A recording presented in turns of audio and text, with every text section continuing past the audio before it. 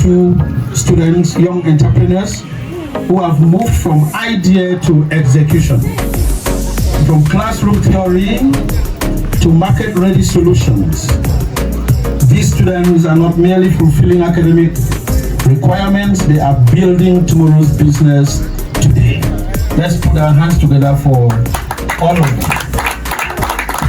So at Jarvis University, we are intentional about embedding entrepreneurial thinking into our education model. We believe that every student, regardless of discipline, must graduate not just with knowledge, but with the capacity to create value, to innovate under pressure, and lead with purpose. Entrepreneurship teaches resilience, it teaches adaptability, it teaches critical thinking. There's a young man that was born, his name is Alex Wang. As we speak today, he is one of the highest paid employees in a company called Meta. He was recently bought kids. I look young and I'm far more, I don't senior Alex. But I have the experience in the development space for over a decade. I studied here in Nigeria and in the United States. My partner is a new partner in the US. His name is Louis. He does this tech. Our target here as a technology firm is not just to build products, software as you know it, but with our new market in the US and elsewhere, very well established. But one thing a lot of people do not know about Alex was that when he was in school, like the rest of his students here, he did something that many persons did not want to do. And even in Calabar, Paschal, I'll give you an example. Very few companies, if not none, are interested in knowing how many private schools do we have in Calabar alone. In your compound, how many tenants do you have? It's a very, very tedious and boring job. But this young man did it in 2021. And today, if you are hearing about artificial intelligence, every single company on this planet that relies heavily on AI is using the data that Alex did in 2021. And that was basically labeling every single thing that you and I see on the internet that is used for artificial intelligence. I'm passionate about it. We know. And when you are making a presentation, because something about that thing you are presenting is going to change your life 5 years, 2 years from now. We also know. So there's no time to give a list of feedbacks, but I'm just going to give 1 point for each of the groups, and then I appreciate some of my team members who are here. For the agripreneurs, just one thing. You know about the problem, but you did not tell us the market value of that problem. For the wellness guys, I love the fact that you shared something we are all familiar with, using humor, which I think I did not experience in most of other presentations. There is a spice. I wish that you had the ingenuity to say, hey, we have a spice. How about you collaborate with any of the people in the school who are actually cooking? Tell them, use our spice, so that when we are making the presentation, people actually taste and see how the spice is. Okay. They should have mentioned it in that case. Anything wellness, anything health, collaboration is very, very critical. And I love the fact that you mentioned the source of that product. Multimedia, I love the fact that you were able to explain what it means. I'm just hearing the term for the first time. That was a good one. For the agripreneurs, that was very informative. But sometimes you need to be energetic. If you are coming to tell me about, you know, right now, that thing you are eating, somebody says it's all too much, but that, you know, so don't start your presentation with something people can say, it's Nigeria. Start with some value, and then end it with a challenge.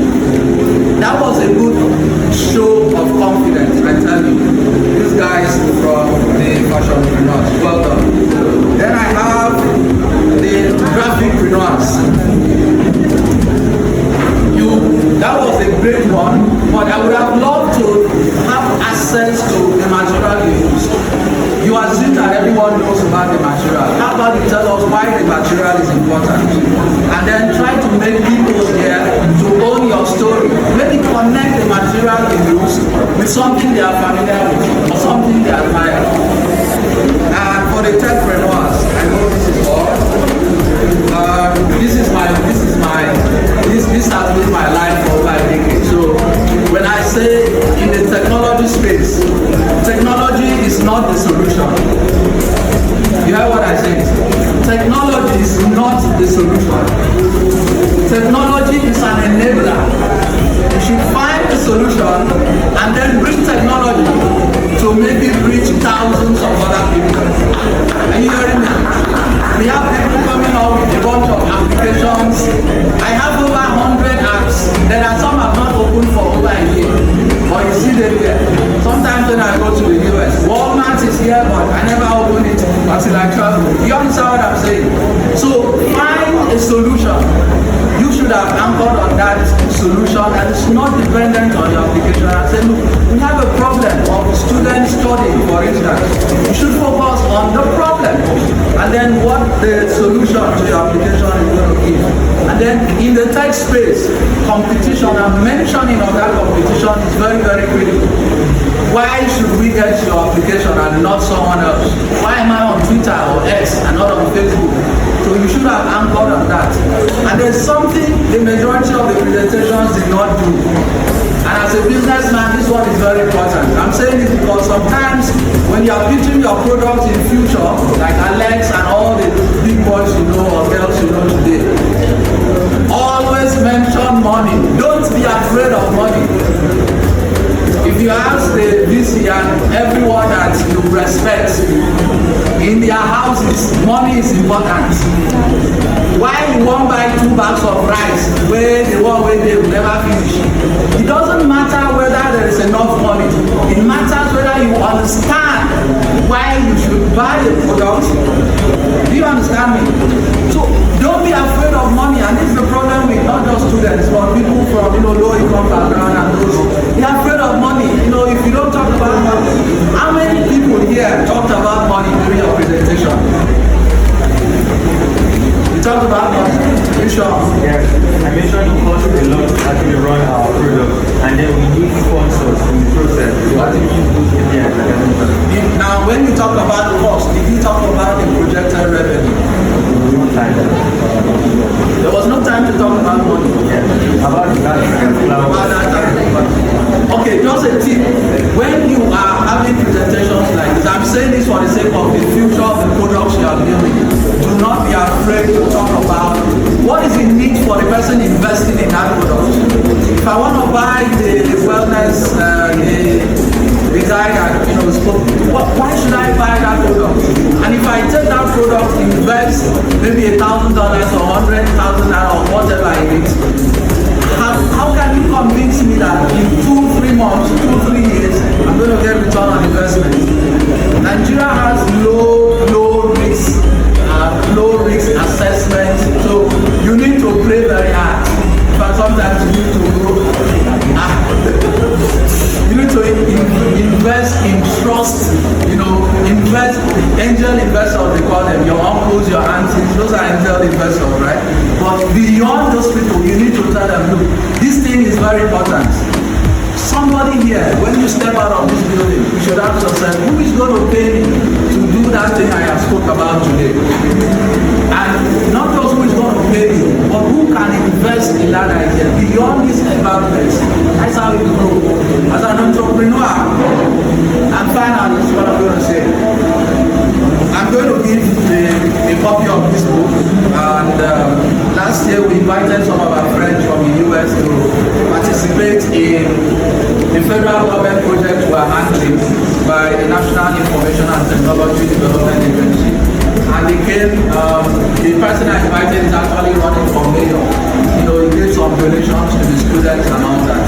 And the one critical thing I want to say is, whenever you are at the verge of doing something serious with your life, please never you say no to mentorship.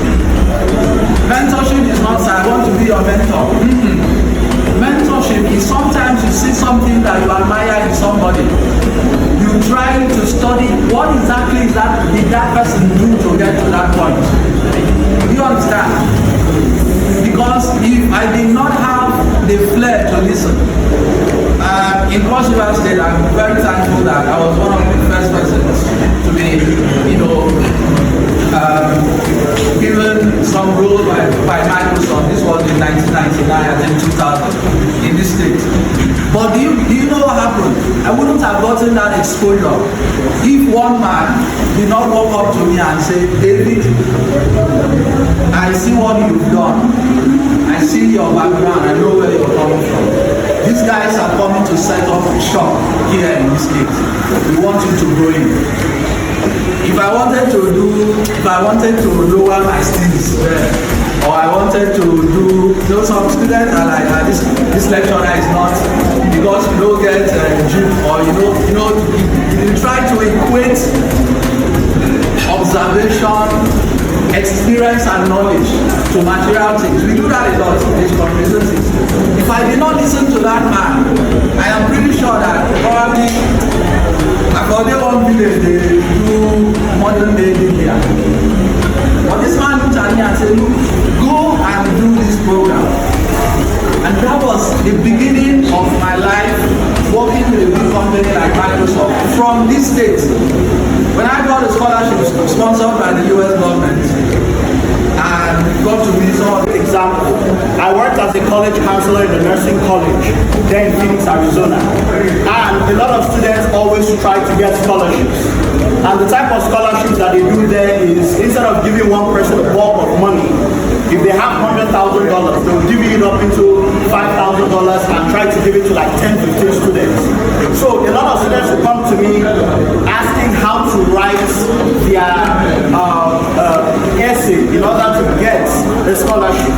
One of the mistakes the students did was they start writing about themselves and how intelligent they are and their soft stories, how they are poor and all that. And I told them, everybody writes that. What you need to write is to say, if you give me this $5,000, this will go towards this and this. You will be able to alleviate something. Sometimes, if you give me this $5,000, it will keep me in school. Now, that stands you out from every other student who is telling a similar soft story. So, that's an example of simple consultancy. And when those students who actually did what I asked them to do, they did get some scholarship and they did get some money for themselves. So, you might look at this and say, why do I need to sit down and consult? Why do I need to go over my resume or CV?